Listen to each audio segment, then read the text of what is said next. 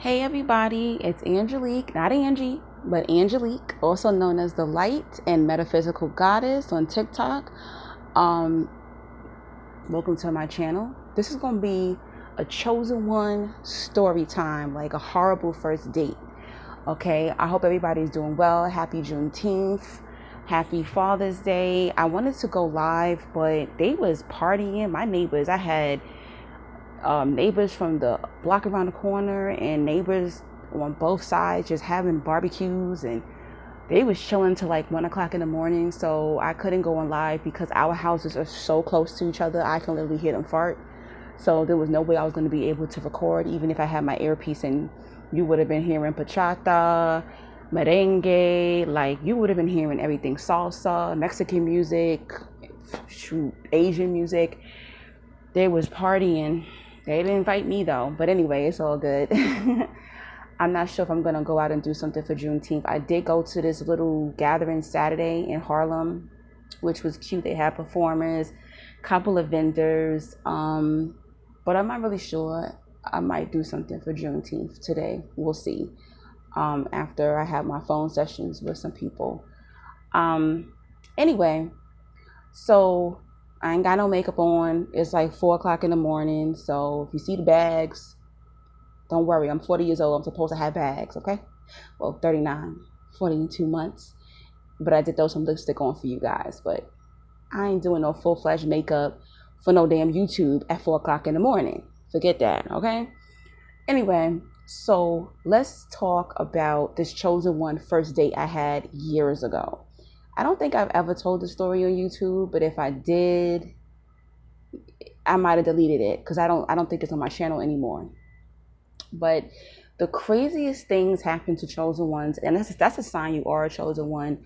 When your life is like a movie and you tell people things happen to you, people don't believe you, right? And my life is like a movie. The things that have happened to me would have killed people. They wouldn't have been able to deal with it. Most of the time when I tell life stories, tell my life story, people just don't believe me. They think I'm making it up. They think I'm here to entertain them. Oh my goodness. On YouTube, I have gotten the craziest comments. Oh, she's lying. She's a narcissist. She's this, she's that. There's no way in hell she could be that young and all these things happen. And that actually motivated me more to just keep putting content out years ago when I first got on the scene, like around 2015, 2016. I had the craziest comments like, yeah, she's lying. None of these things happened to her. She's an amazing storyteller, but there's no way any of these things happened to her. Look how her eyes look in the camera. And it's crazy, guys. Like, people never believe that certain things happen to chosen ones because we're very magical. We're protected. And as a chosen one, you think you're not protected, but you really are. There's a lot of things that happen to your friends and your family that will never happen to you or never happen to you. There are things that people were trying to do against you, but they couldn't touch you. And we get blinded because we've gone through so much that we think like, oh, God forgot about us. Our angels forgot about us. Our ancestors forgot, but they did not forget. Okay, I'm telling you, there's a lot of more crazy shit that could have happened to you that didn't happen to you. So I talked long enough. All right. So let me get into the story time. So this was years ago. Let's say this is about 10 years ago. I'm going to be 40 in 2 months. I know. I'm just joking. So this is when I was heavy, like 10 years ago, I was heavy on dating apps or dating sites, so to say. Because I don't think 10 years ago was dating apps were around, but dating sites, I was really, really heavy on dating sites. And I don't do that no more. So if you see my profile on a dating site, it ain't on my phone, I don't do it. I think I gave up dating sites maybe 3 or 4 years ago. But yeah, so dating sites to me, I feel are dangerous for spiritual people. But yes, there are some people who actually met their husband and wife on dating sites. Good for you. But for a lot of us chosen ones, we attract a lot of narcissists and demons. So to me, it's very dangerous. And those dating sites are like cesspools for these type of demons. And they can see your light, guys. They can see your light right through your photo. So please be very careful when you are on these dating sites if you're a chosen one. I wish there was a spiritual dating site, but at the same time, you'll still have demons on there pretending to be spiritual. So there's no way of getting around it. Sorry if you hear my AC doing a humming noise. It's too hot. I have to put my AC on. I tried to record before, but I was end up starting to sweat. So I have to put my AC on. And I'm sorry if you hear that humming noise. Try to ignore it. All right. So I was on this website called bbwdatefinder.com, which is like a big girl appreciation type of website. I don't know if it exists anymore. So I met this guy. So it's a website where like where bigger plus size people go on to date each other, or like a man likes big women pretty much. And that's how he met me. So I don't want nobody saying, well, maybe he just didn't like you. He liked me because he liked what he saw. Okay. All right. There you go. So he was a black guy. We were the same age. He had no kids. I have no kids. And he was tall. He was over 6 feet, brown skin, nerdy, the anime, nerdy tech type of black dude, which is cool because I love nerds, believe it or not. And we got to talking on the phone.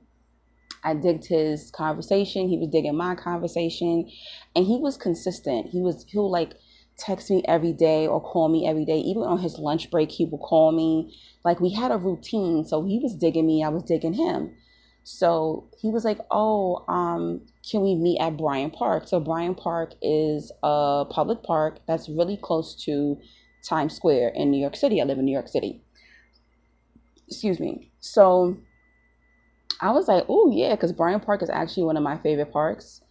So I was just like, yeah, and it's very easy for me to get to because I'm along the 7 line, and the 7 line actually goes to Bryant Park. So 7 line meaning the train. So we meet at Bryant Park, and I liked what I saw in person. I was like, okay, he's kind of cute, His breath did smell a little funky, I remember, but I was like, okay, maybe he was just hungry or something. Sometimes people got that hunger breath, but I also felt like, how you go on a date and your breath is a little stinky? But anyway, yeah, that was like one red flag. Your breath is a little hot, so maybe your breath is always hot, But he was still cute. His clothing looked good, sneakers on point, clothing on point. He looked clean, he smelled good, but that breath was a little hot, I was just like, I was like, okay, like maybe if we eat, let me see if his breath gonna be stink, after that. But anyway, so while he was telling me like, let's meet at Bryant Park, he said, yeah, let's meet at Bryant Park. I'm gonna get us some food. I'm like, okay, this is gonna be cute, little picnic date, cool. And it might have been spring or like the beginning of summer. I remember I had a sundress on with a little jean jacket over it, my arms. And he complimented me, and I could tell by his eyes he liked what he saw, and I liked what I saw, and I was just like, okay, maybe this might be it. So we get to talking, and we're walking around Bryant Park for like 2 hours, guys. And I'm like, all right, sister getting kind of hungry. He ain't offered me a bottle of water, a pretzel, a hot dog, nothing. This man did not offer me any food, any water, any juice, nothing. Not an ice cream cone, nothing. And keep in mind, Bryant Park is surrounded by food vendors. They have restaurants and food vendors surrounding Bryant Park, okay? And in Bryant Park, they have like these little shelter things that they have like these companies in there. They sell their food in there. So I'm just like, this is a huge red flag. In my head, I'm like, nah, I don't like that. That you're not a man of your word. You really called a woman out of her house, said you was going to buy her some food, said y'all was going to have a picnic date, and now we just walking around talking, and you're not offering anything. So I was like, you know what? And here's the thing, ladies, that's not a man of his word. And I wouldn't personally, and I didn't personally, don't. A man who's not a man of his word, to me, is not a good person. That's just me. I'm sorry. And even if he was broke, okay, even if you're broke, you could have said that. You know what I'm saying? Communicate. Be like, look, I didn't want to cancel. I didn't get paid. I don't have no money to feed you. I'm sorry, but I really wanted to see you today. He didn't say anything. He was just like, nah, I'm not hungry. I'm good. And I'm just like, yep, this is going to be his last time seeing me. It's not about the food, it's the principle, you know? So I was turned off by then. So I was like, I looked around and I saw there was a Chipotle, you know, a little Mexican fast food, whatever. So, and this Chipotle sold margaritas, right? So I was like, oh, that's what's up. Let me go to, I was like, I'm going to Chipotle because I am starving. So I was in my head like, yo, maybe he broke. I was just like, you want something from Chipotle? Like, I'll pay for it. He was like, nah, I'm good. I'm good. So I'm just like, okay. Because I was like, maybe he just broke or something, you know, whatever. So I got me a bowl. I got me a margarita. And he's just staring at me while I'm eating. I'm like, you want some? Like, you hungry or something? He's like, nah, I'm not hungry. I'm not hungry. I'm like, okay, whatever. I ate some of my food, put the rest up, you know, and then we left, drunk that margarita down. Cause I had to calm my nerves because that was really agitating me. Like, how you bring me out here in this hot sun, walking around for 2 hours. Clearly, you're digging my energy, and you didn't even offer me no food, no drink, no water, no nothing. Not even a piece of candy, nothing. No. Anyway, so he's like, oh, let's go back in Bryant Park and let's walk around. Let's find a little table to sit at. So we find a table and chairs, and we're sitting down and we're talking. And out of nowhere, this older black woman, I remember she had on a denim jean skirt. I don't remember what she had on top, but I remember she had a denim jean skirt. And she walked up, and she was Jamaican. I could tell her accent. And she was giving out these tracts, like Christian tracts. Like, tracts are pamphlets, you know, like the Jehovah's Witness give out or churches give out to basically ask you to come to God, come to Jesus, come to their church. They're just witnessing to you about their religion and about their church, basically. And I was laughing in my head because I believe at the time I had just left the Christian church. I grew up 7-day Adventist, and I had just left the Christian church maybe about 2 or 3 years prior to this. So I was kind of still fresh out of religion. To me, that's still fresh if you grew up in it and you left it in your late 20s. So I asked her, I said, what church you come from? And she told me, and I started laughing. And she's like, why are you laughing? I said, oh, because I used to be 7-day Adventist. And she's like, used to be. And so me and her is going back and forth. And if you know West Indian people, they can like be talking to you, but it seems like they're arguing with you, or they seem like they're mad at you, but they're really not. So I grew up with a lot of West Indians around me, Antiguans, Jamaicans, Bayesian. So I'm comfortable and accustomed to how they talk to you and how they move. So me and her is going back and forth. But because she's an elder, I'm like, I'm not going to argue with her about Christianity. Like, I'm very sure of my decision of me leaving Christianity. And it's honestly been the best thing in my life. But anyway, so she gives me her track, her pamphlet. She gives him one too. And she was like, I like you, you know, you're a sweetheart. I want you to come back to church. And I said, well, you know what? I'll visit. Okay. I've been to your church before. I'll visit. And that's it. She walks away. So me and him continue to talk, and maybe 2 minutes go by, and me and him are talking. Here she come back again. So she walks over to him, and she got her finger like this, and she said, don't play with this gal. Don't play with her, okay? This is a seer. This is a girl you're married. This is not a girl you play games with, right? So he's looking like, what the hell? What's going on here? And he's looking at me. He's looking kind of nervous. He's looking kind of scared. And all she kept seeing was, this is a girl you're married. This is a girl you're married. Don't play with this gal. She's a seer. She's a seer. She can see you. She can see you, right? And it made me nervous because I never had anybody be able to tell me my spiritual gifts like that. Like, my spiritual gifts have always been protected by God. Like, I have a lot of psychic abilities, and most people cannot pick up on that. So I was just like, oh, shoot, how does she know this? Because growing up in religion, you know, they told me like, oh, my spiritual gifts were from Satan, and I need to go to a mental institution and all this stuff. And that was part of the reason why I left religion. So when she kept saying, she's a seer, she's a seer. This is a woman you're married. You don't play with her. Don't play with her, right? I know my accent is terrible. But yeah, so she just kept saying that over and over. And she said, if you're not serious about her, leave her alone. Leave her alone if you're not serious about her. So he's looking scared, and he's like, no, I'm not gonna play no games with her. Like, I like her. Like, I'm not gonna. She said, okay, all right. And then she looked at me and she smiled. She walked away and I turned back and I'm looking like, what the hell? So he looks at me and he's just like, come on, how much did you pay that lady? And I said, huh? He was just like, you know that lady, right? I was like, no, I don't know that lady. It's a total stranger. And I guess he saw my reaction. He was just like, what? I thought like you paid that woman, like maybe you met her on your way to the park and you paid her to say those things about you to make yourself look good. And I was just like, what? Like, you think that I would actually do that to impress you? I was just like, no, I don't know that woman. And like, actually, what she said is freaking me out too. He was just like, whoa, that was intense. That was so awkward. That was so weird. And I'm like, yeah. So now I'm looking at him like, dude, you think I'm some lame ass bitch that's going to be paying total strangers to come up to you and do that? But guys, this is the type of thing that happen to chosen ones. We're very protected. Like, God will send angels in to protect you, okay? So after we got over what that woman said, I was just like, look, it's getting kind of late. Like, I was trying to get the away from him. So he's like, okay, cool. But he still like want to talk.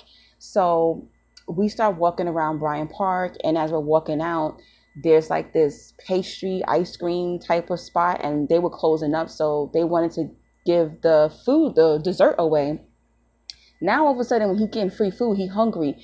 Oh yeah, let me get one of these. And I'm looking at him like, oh, you want the free food, but you didn't want to buy me nothing to eat.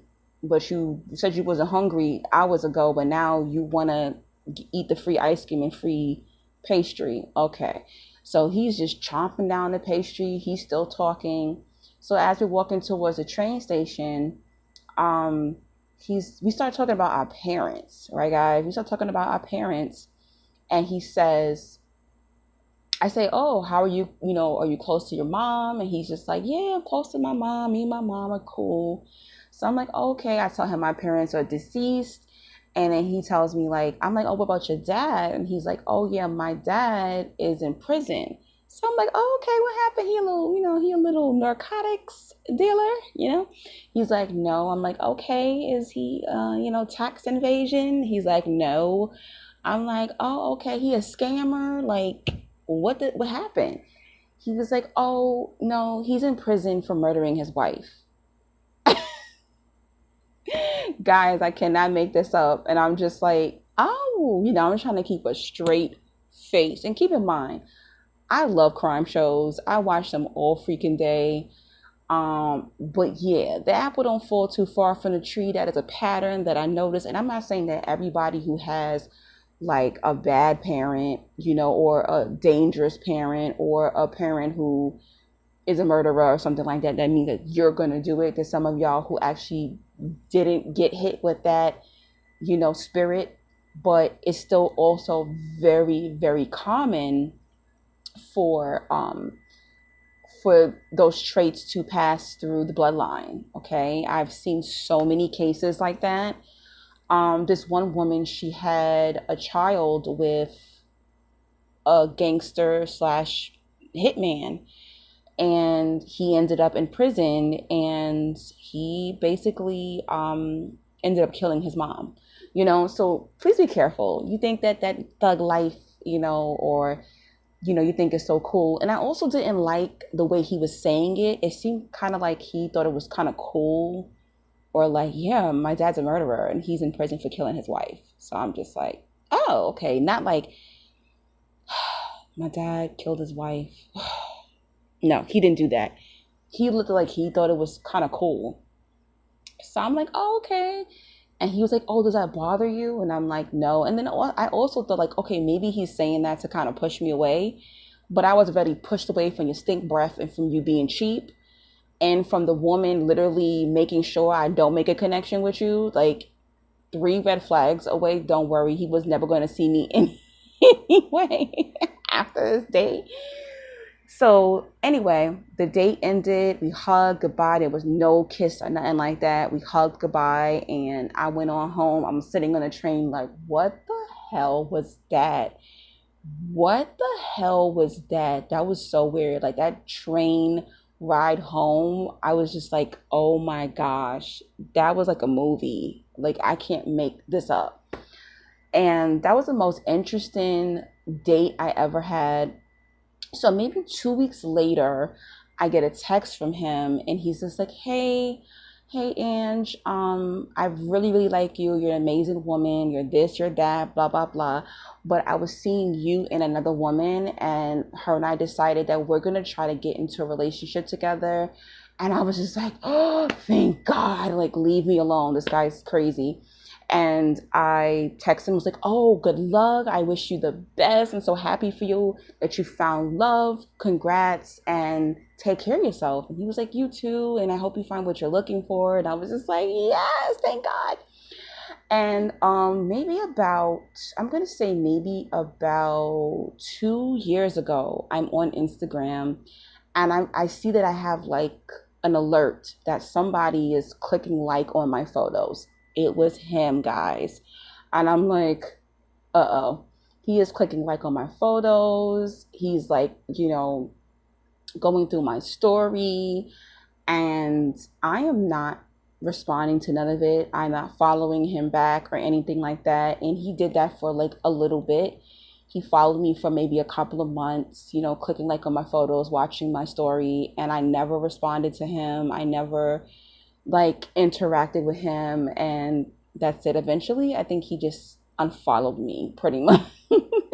He just unfollowed me. I guess he was just like, yeah, there's no way I'm going to be able to holler at her again. But sometimes them demons will come back for you. I have literally seen guys that I went on a couple of dates with trying to follow me on TikTok, trying to follow me. And I'm talking about years ago, like past 10 years ago. So sometimes these spirits will try to return to finish you off, especially if they see you looking good. They see that, you're not down bad. They see you're flourishing spiritually. They're like, yeah, let me see if I can kind of like take them out. So be careful, chosen ones. Believe the red flags. That is the moral of this date story. And a lot of times we like to see the good in people that's not really there. We're literally shining our energy and our light onto people, okay? Believe the red flags. Like this man showed me so many red flags. God showed me so many red flags on this date that there was no way. I had to run the opposite direction. And thank God he made it easy for me. He literally texted me and cut me off, okay? So know that you are blessed and you are protected. It's just that a lot of times you don't believe the red flags. You don't freaking listen to when your angels are showing you and telling you things. And you got to do better with that. All right. Because I have done that. And it makes you have these narcissists and these demons in your life for years and months. And it's unnecessarily. And sometimes people even disappear on you because God is like, forget it. And then God just snatches these people away to protect us. All right. So let me know in the comments, have y'all ever had any crazy, metaphysical, miraculous, supernatural type of dates, where you felt like your angels were protecting you on this date or showing you, a crazy date story? Leave it in the comments. I do take donations. If you love this video, you love any of my videos, please support me and my channel. This is what I do for a living. I am also still taking donations for my birthday trip in August. When you send the donation, put donation. When you're sending a payment for your phone session, put phone session, okay? When you're sending a donation for birthday trip, put birthday trip, What else? All that information will be in the comment section and in the description bar. Another thing is if you need a phone session with me, email me, okay, at neoangie3000@yahoo.com. All that information and how to book a phone session. So if you need a phone session to talk about spiritual experiences, relationships, chosen one journey, narcissism, all of that, that's what I cover. I don't do tarot. I don't do spiritual readings. I have a spiritual intuition. So a lot of times I could be on the phone with people and they're like, okay, this is weird. Before I got on the phone with you, I asked God for you to confirm this and you just confirm it. So sometimes I'm on the phone with people and I get spiritual downloads and I just spit it out during a conversation. I don't know what you were thinking or whatever the case is. It's just that I work with spirit and sometimes I'm able to give you that type of advice that you need. All my advice are spiritually based. It's not religious based, okay? But I do have a lot of Christian following as well. So I don't mind talking to people who are religious, but just know that I come from a spiritual perspective. But yes, have an amazing week. Be safe. Happy Juneteenth. Happy Father's Day. So all the good fathers, not the deadbeats. Okay? Okay? And no, moms, it is not Father's Day for you. You are a mother, but you're just overworked. We always remember that. All right. Talk to y'all soon. God bless.